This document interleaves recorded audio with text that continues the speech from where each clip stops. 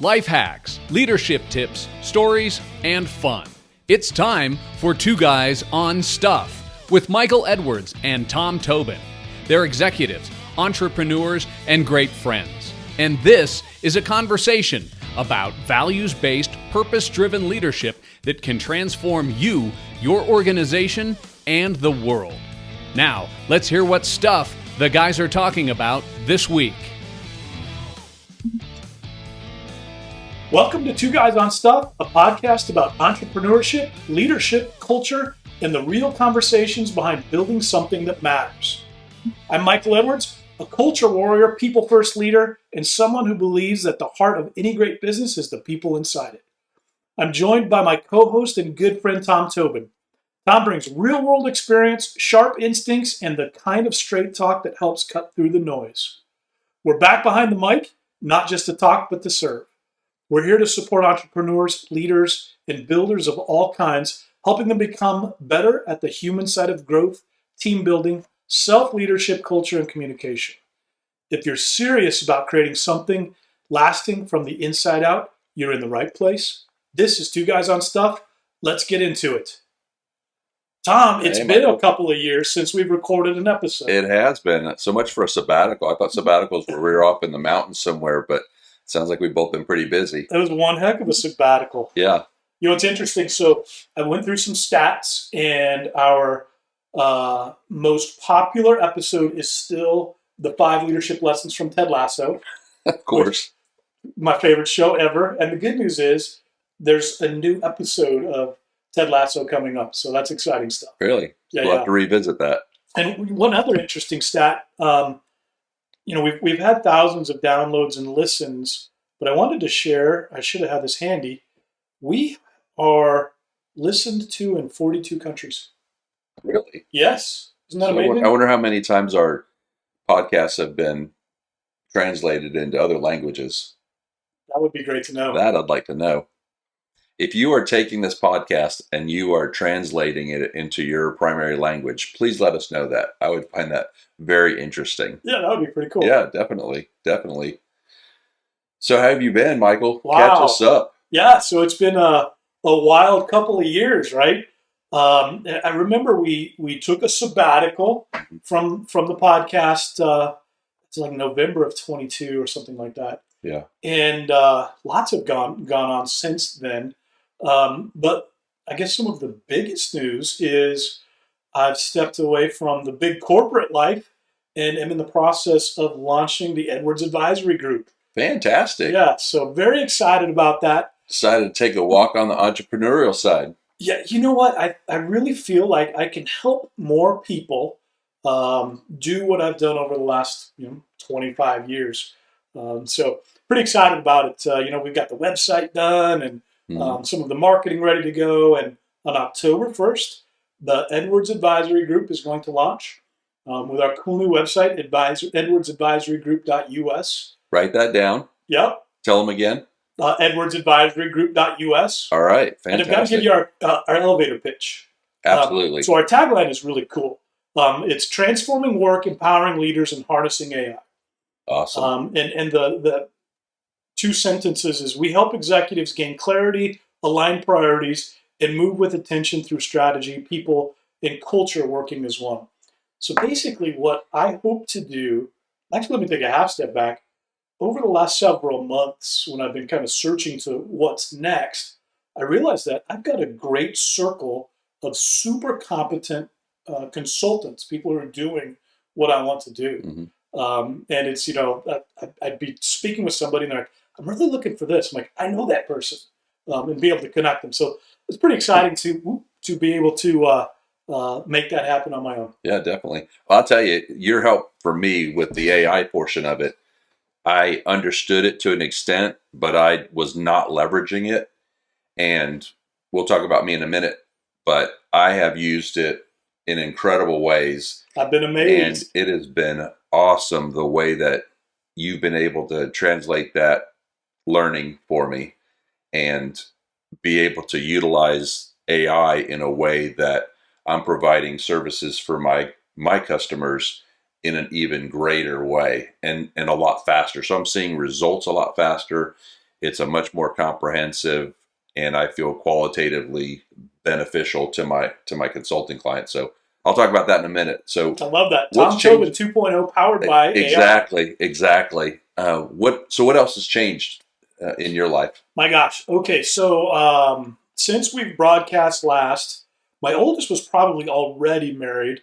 My middle got married, and my youngest is off to college. So Crazy. So Sherry and I are officially empty nesters. Awesome. Yes. So you have lots of time to do podcasts now, I'm sure. No honeydews. Right.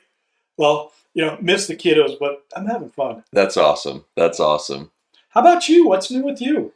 Well, during our last podcast, right, as we were having our last podcast prior to our sabbatical, I had just opened up our Grease Monkey Auto Lube, and we had a wonderful run with it. I will always look back on it with fond memories. But as God has it, sometimes what I thought was a long time commitment ended up being 5 years. And so we actually sold our franchise in October of last year, in 2024. And I retired. And then I pretty much realized that retirement is not good for me. I don't go off and do wild things. It's just not good for me mentally. And so I really sat down and spent time to cast a new vision. In that process, though, I learned a lot at Grease Monkey in terms of being a franchisee. And we were very blessed. We were very successful. In the first 3 years, we reached Diamond, which meant that we were at over $1 million in sales. We were also nominated and then selected to be the franchisee of the year by IFA, the International Franchise Association. And that was incredible. It was really an honor. IFA is an organization that supports all franchisees, whether you're a massage franchise or you're selling hamburgers or you're a boutique or you're selling oil. And so you fall into one of many industries. And so we're, of course, in the auto lube service industry. And so we were nominated to be the franchisee of the year, selected, and then went to Arizona and received our award. And it was quite an honor. But at the same time, it was also recognizing that there was a lot of other people that helped me get there, not just our immediate family, but there were people who were my mentors. And so I really felt like out of that experience came a desire to work with entrepreneurs. And I think that as we began to recast our vision for what this podcast is about, at the beginning, we walked through many different variations of either authors or speakers, right? And as we gathered their nuggets and talked about their trials and tribulations and then their eventual rise to success in their individual fields, we were extracting those gold nuggets. But time and time again, whether thematically through the people that we talked to and recognizing that they're entrepreneurs, or as I worked in my Grease Monkey on a daily basis, I probably had at least 24 people during that 5-year period, which doesn't sound like a lot, but when you're working I'm in the lobby and I'm talking to people, that's quite a few people. I had at least a half a dozen come back to my shop, sit in the back with me, because I offered to talk to them about their business ideas. These were people who were thinking about becoming an entrepreneur. They're at the early stages of doing it themselves, and they were just wanting information and just saying, look, you built a multi-divisional healthcare industry like we did with, from Fit for Work up through adding on Texas physical therapy specialists, evidence in motion, and then eventually creating Confluent Health. And now you're a franchisee for an oil and gas company. Like, how did you do it? What do you do? What should I be doing? And I would just offer free coffee and a nice, comfortable place to sit in the back. And while they either got their oil changed, or I said, you don't have to come for an oil change. You could just come. I'm happy to do this. But time and time again, there was a consistent theme of entrepreneurs seeking help. And also the feeling that they weren't alone and wanted to talk to somebody that had been through it. And if you've heard me talk at all about entrepreneurialism, I have the utmost respect for entrepreneurs. And I absolutely believe that nobody can understand the things that an entrepreneur goes through like another entrepreneur. And so as I came out of the sale of our Grease Monkey franchise, what I found myself moving and graduating towards was more work with entrepreneurs. And so that's what I'm doing now.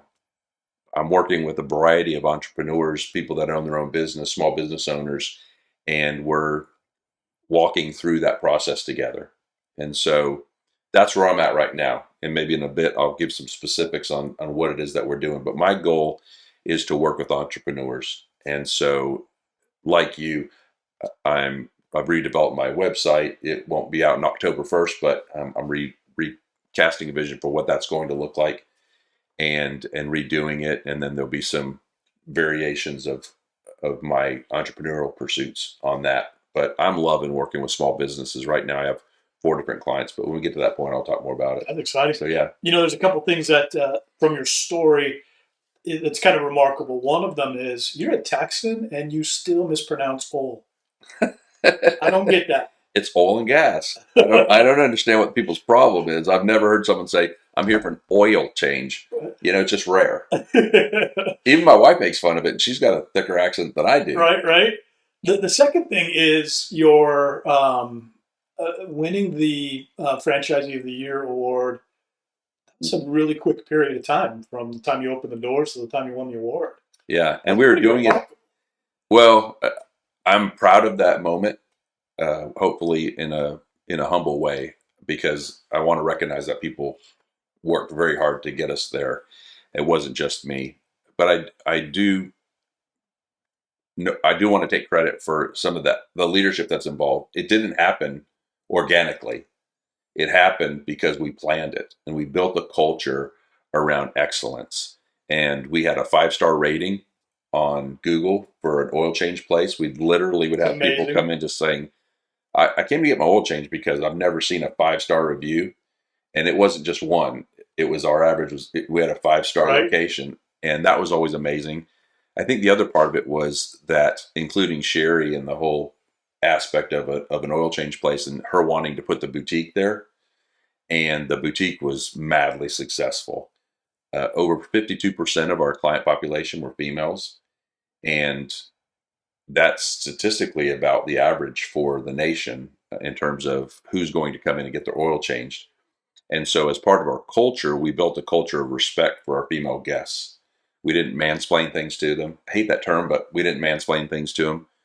And whenever our female guests were there, our technicians would get down on one knee in front of them or sit down next to them and look at them eye to eye and have a normal conversation with them about what's going on with their vehicle, simply showing them respect. So I think that was one of the things that led to our eventual receipt of the Franchisee of the Year, because of some of the specific comments that were made about us in that process, because they were read from the reviews that we had. Yeah. And things like husband saying, "I have no problem sending my wife to go to Grease Monkey to have her oil change. I know that she's not going to be taken advantage of and they're not going to lie to her."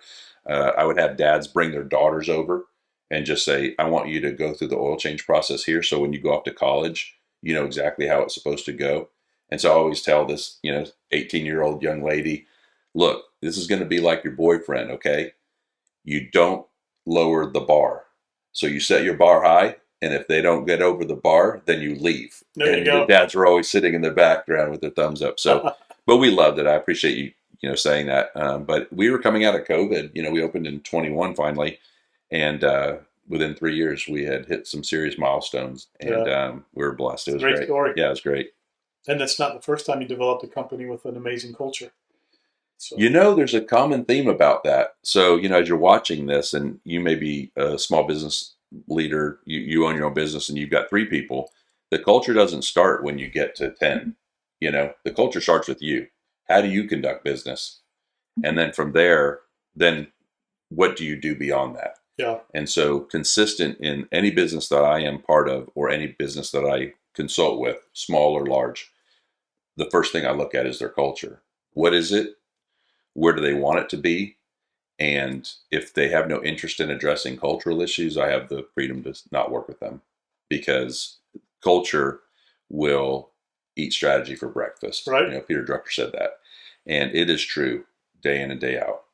I think that's one of the things that was really a catalyst for the Edwards Advisory Group is I've had the honor of working for some really wonderful companies that had great cultures that were led from the top, from the C-suite, from the CEO. I've had the misfortune, um, but it's all a learning experience of working with a handful of companies, working for a handful of companies where that wasn't the case. And it was almost heartbreaking watching people who really care about their customer and really care about the people that work for them, their constituents. But that didn't flow from the top down, and it was a real struggle. So that whole period, seeing great cultures from great leaders and struggling cultures from struggling leaders was really one of the catalysts that helped me understand what I wanted to do with Edwards Advisory Group and the people first part of it. There's so much going on right now with AI and reductions in force and layoffs, and the workforce is scared to death. Right. And cultures like Fit for Worth and Grease Monkey, those types of principles and leadership can withstand some of this stuff that's going on. Yeah, absolutely. Because part of that is adaptability. You're talking about you've seen great environments, you've seen challenging environments, and I would guarantee that our listeners are they're in one of those two probably right now. If you're in one that's kind of mediocre, that's probably even worse. It's like be warm or hot. I mean, be hot or cold. But if you're warm, I'm going to spew you out of my mouth, kind of a thing. How has that changed your leadership, your view of leadership? How has your leadership and your view of it evolved through those two very different types of organizations? Very good question. And I think, I've always been a people-centric leader, or for most of my career, a very people-centric leader. I've always cared about people who take care of our customers, and not just about them and their career, but their families. And if you remember, we had a guest, Conrad Hunter, who for many, many years was my mentor. Yeah. And I would walk through fire with this guy because he showed that he genuinely cared about the welfare and well-being of not just me and the people that I work with, but my family. He knew my wife's name. He knew kids' names. He knew what was going on. Right. And I didn't report directly to him. I was a layer below him. He had hundreds of people. But that concept or that model was something that just really resonated with me, and I adopted that.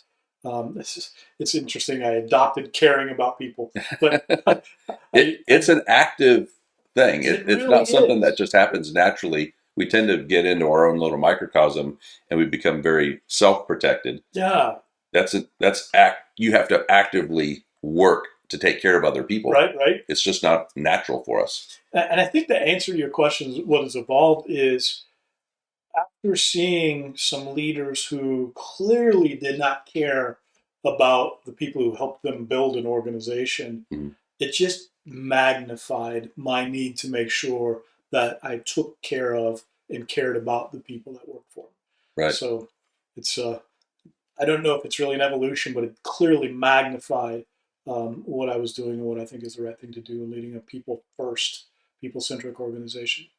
Well, how do you think AI in particular has enhanced your ability to lead? Well, it frees me up from the mundane, routine tasks. Gotcha. It does. It's actually kind of scary the things that I use AI for. But if you start at just a really surface level, easy that anybody can do, you can automate or augment routine tasks. Then you can kind of take it to the next level and do some agentic AI where it can really almost completely automate your admin, life, calendar management, task management, those kinds of things.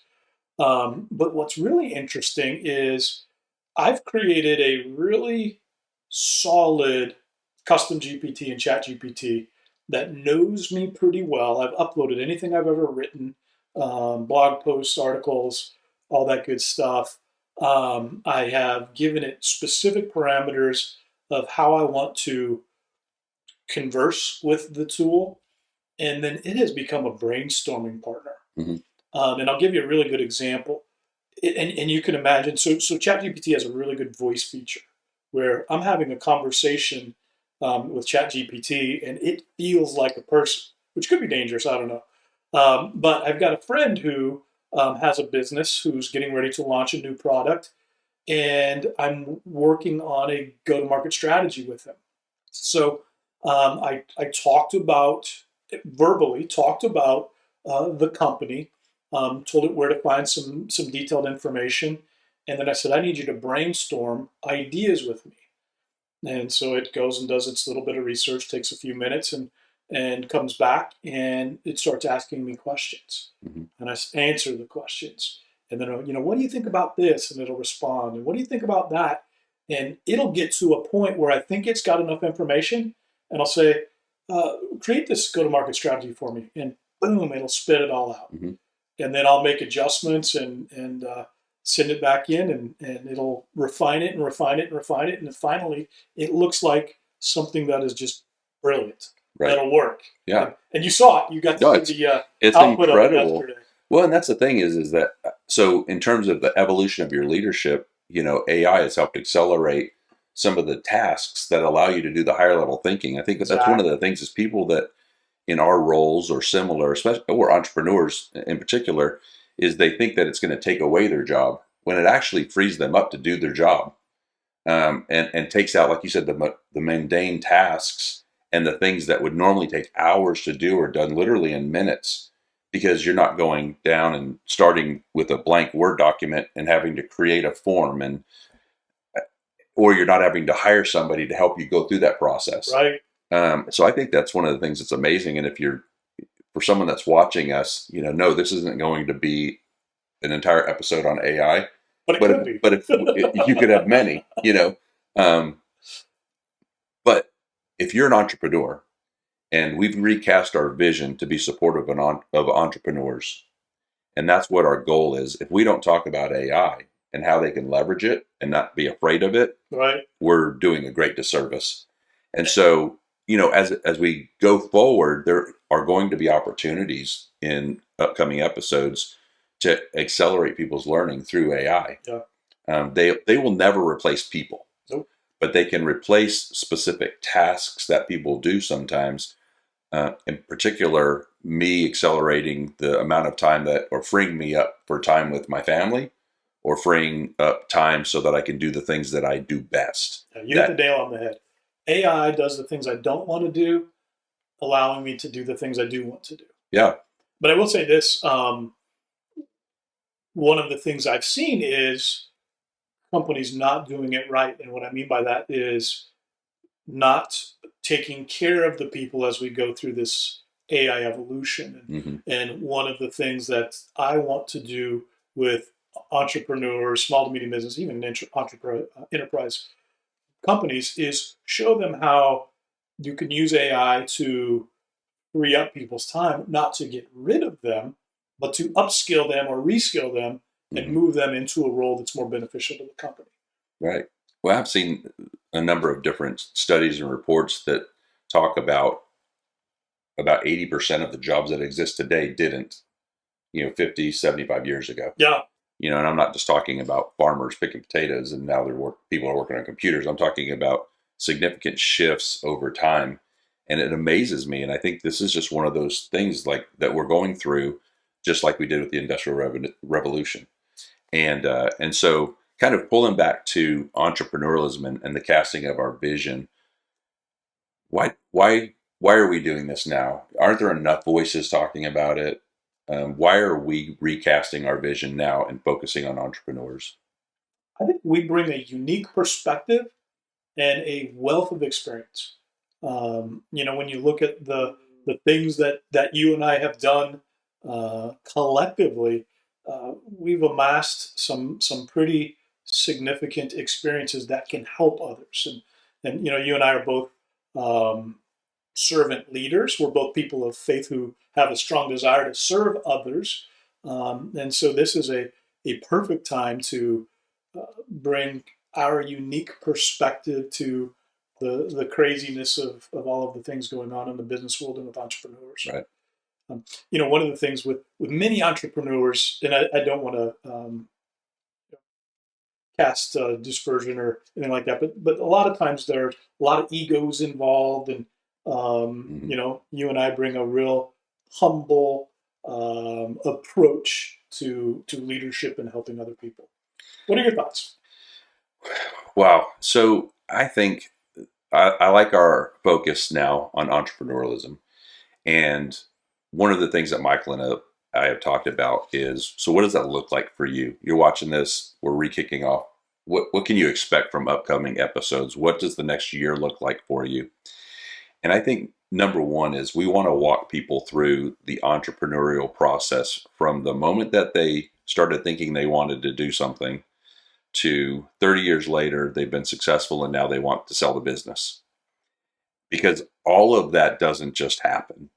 And if you want to be successful, you're going to have to plan it out. And one of the things that I've found myself doing is I work with a variety of companies now, and I'll talk about a couple of them if we have the time. One in particular was a doctor's office, and he wanted to. His number one goal was to allow his wife to not have to work in the practice. And at the time, he had 2 practitioners. They had 6 staff members. Kind of a tradition. It was a traditional clinic. They had billing staff, and they had all these different staff members. And he had no time with his wife or his 4 kids. And his wife was there all the time. It was challenging. And he said, Tom, he goes, my number one goal is my wife to not have to work in the business. Of course, my first question was, does she want to work in the business? Because if you're trying to get me to come in between you and your wife, that ain't happening. Right. He's like, no, we agree. This is what we want. And so we began walking through what does your P&L look like? Well, he didn't even know what a P&L statement was. So for an entrepreneur who owns his own practice, who's really smart, it doesn't mean that they're dumb because they don't know the business side of it. And so we began to walk through what does your business look like? What does that model look like? And then what would a transition in that model look like? What would it look like if you're a hybrid where you did some telemedicine and some face-to-face? Over the last year, I'm so excited to say that he recently transitioned into a new location, half the staff. I'm going to say coincidentally, but this was a God thing. He didn't know that his partner, one of his other provider, was going to be leaving. And so she told him that she was going to be exiting, and he hadn't even talked to her about this. So from a God perspective, I was excited because he had already laid out the path. We had already been talking about it. So we started 4 months ago in his new location, or he started in his new location 4 months ago. Hybrid model. He's doing telemedicine 2 days a week, in the office 3 days a week. He's seeing more patients than he ever saw before on a daily basis. He's provided an incredible convenience for his older patients and for those that like using the telemed piece, because there's a lot that he can do just through that.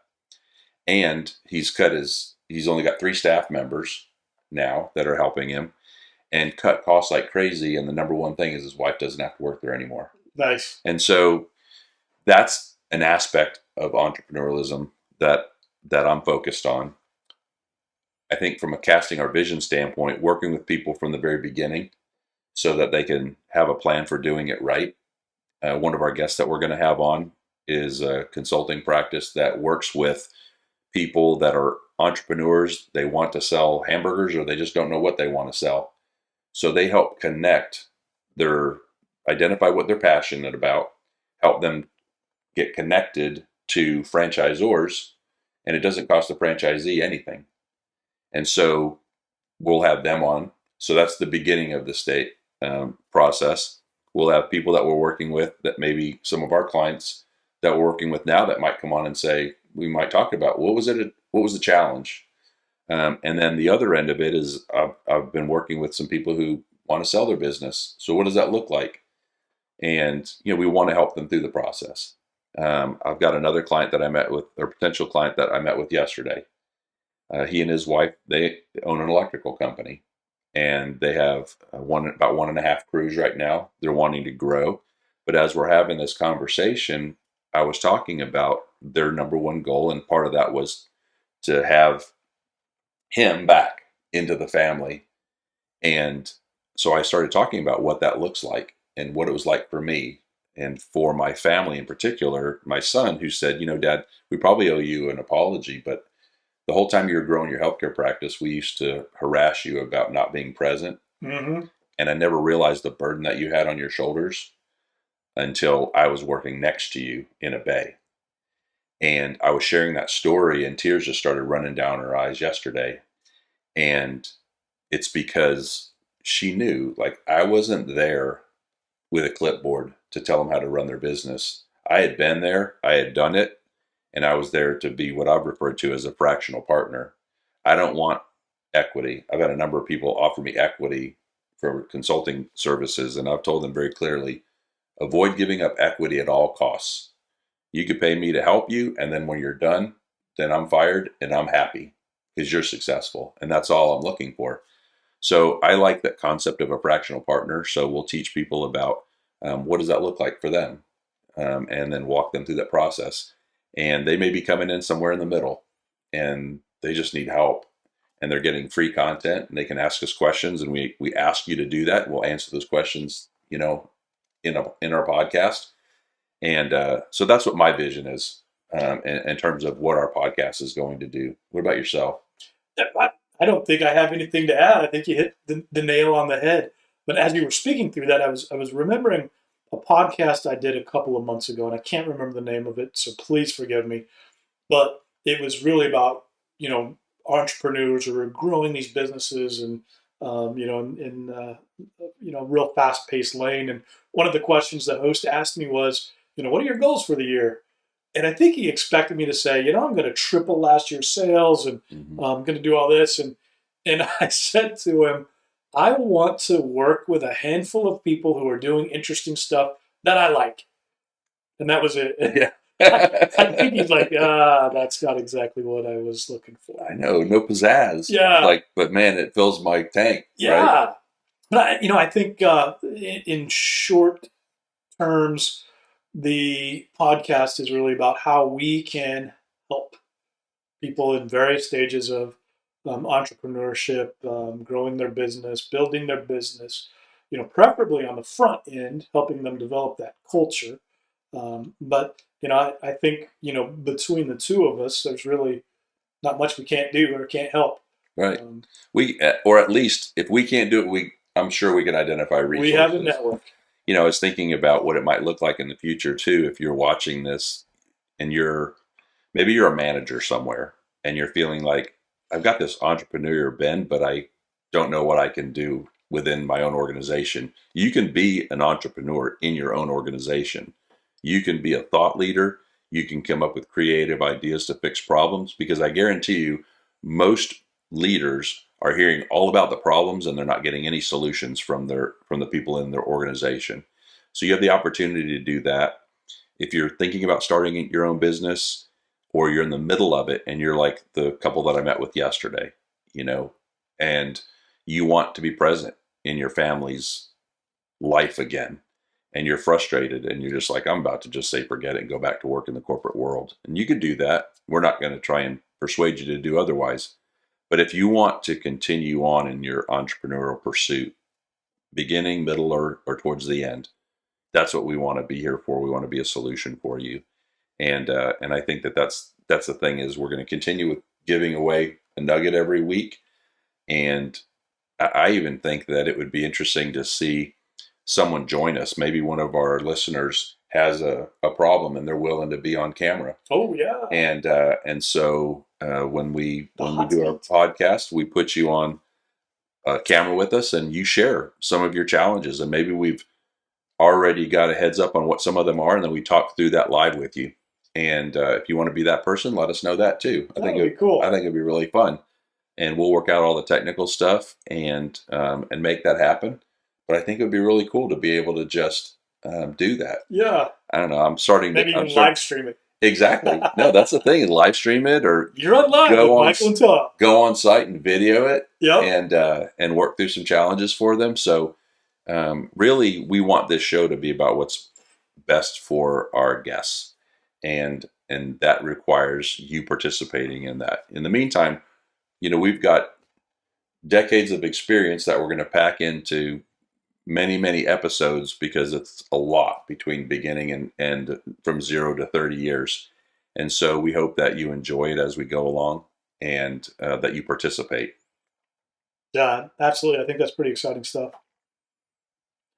So should we wrap? I think it's time to wrap, because I think that one of the things that we also committed to was not spending hours in a podcast. Right. It's not a 90-minute show. No. So I think out of respect for our guests, that we'll close up now and then quickly come back out with our next set of modules and get them moving on the path to entrepreneurialism. Awesome. You said modules. You're in your leadership and suddenly L&D. Exactly. I'm in my L&D mode. So yes. Awesome. So Tom, how can people reach out to you if they want to connect or share ideas or ask questions?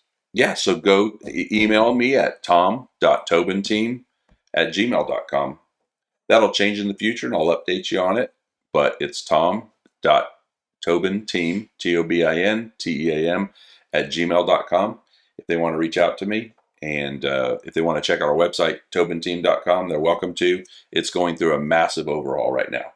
So I would basically just ignore the website, email me straight, and I will call you, and we'll have a personal conversation, because I kind of like that better. Nice. So cool. Well, so I can be reached at mde@edwardsgrouptx.com, or you can check out the cool new website, edwardsadvisorygroup.us, and you can actually go there and schedule time directly in my calendar.